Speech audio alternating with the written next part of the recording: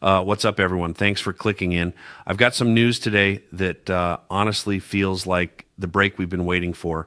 And if you've been following the Blue Jays offseason closely, you're going to want to hear this. We're talking about one of the best starting pitchers on the market, and what just dropped changes the entire landscape of Toronto's free agency plans. Not only that, but we've got updates on Kyle Tucker, Jordan Romano, Cody Bellinger, and more. There's a lot to unpack here, so let's get right into it.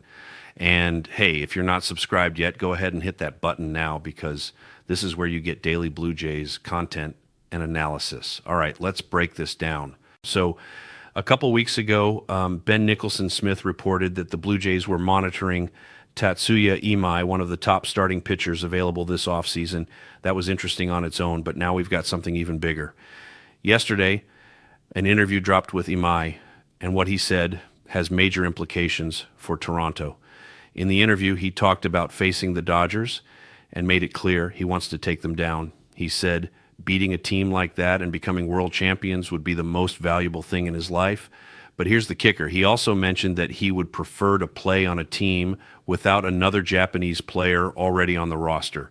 Now, a lot of people immediately started talking about the Yankees when they heard that, and yeah, New York makes sense. But so do the Blue Jays, and actually Toronto might be in an even better position than people realize.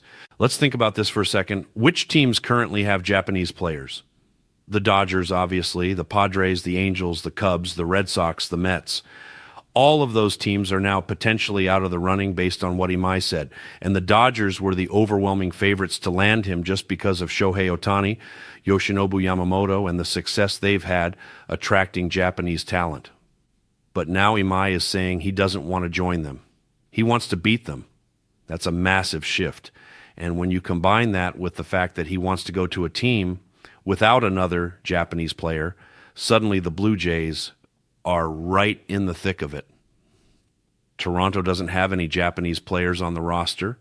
They have the financial resources to make a competitive offer, probably even more than the Yankees are willing to spend, and they've been aggressively pursuing Japanese talent behind the scenes. Ross Atkins has talked openly about targeting players like Roki Sasaki, Munetaka Murakami, and others.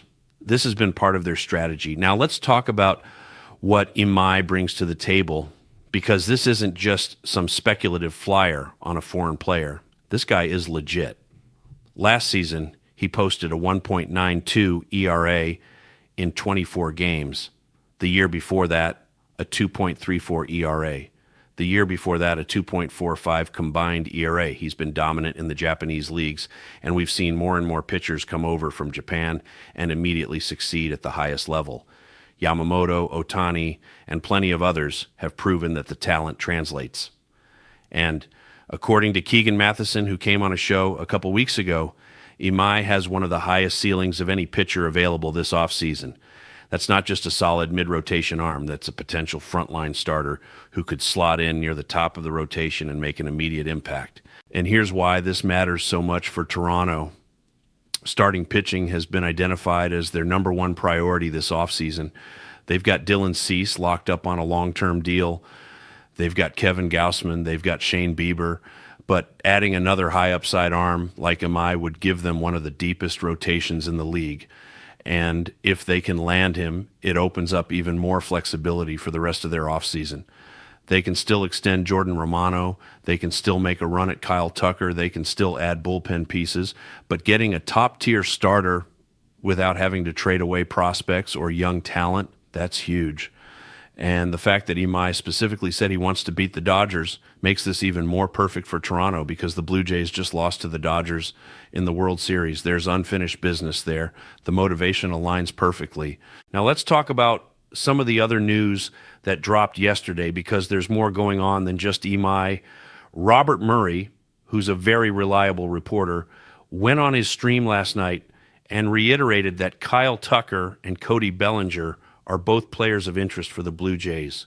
He also brought up Framber Valdez as a potential fit, but honestly, I'm not interested in Valdez. There's been some clubhouse stuff with him that raises red flags, and the Blue Jays have one of the best locker rooms in baseball right now. The vibes are at an all-time high. That's why Shane Bieber took a pay cut to come here. That's why players want to be part of this team. I don't want to mess with that chemistry for a guy who's a mid to decent starter but comes with baggage. Tucker and Bellinger, though, those are the names I want to hear. And the fact that Murray is still hearing Toronto's name connected to Tucker, even after the Anthony Santander trade, is a great sign. It means they're still pushing, they're still aggressive, and they're not done making moves. Here's what's interesting about the Tucker situation. Not many other teams have been publicly linked to him recently. Obviously, you can't completely rule out the Mets with Steve Cohen's money, especially after they traded Brandon Nimmo. But it feels like the Blue Jays are one of the few teams seriously in the mix. And that's exactly where you want to be at this point in the offseason. The winter meetings are just a couple weeks away, and that's when things are going to start heating up. But if Toronto can lock down Imai before then and still have the financial flexibility to go after Tucker, you're looking at an offseason that completely transforms this roster. You'd have a dominant rotation, an elite outfield, and the kind of depth that championship teams need to survive a long season and deep playoff run. And let's not forget what Ben Nicholson-Smith reported a couple weeks ago.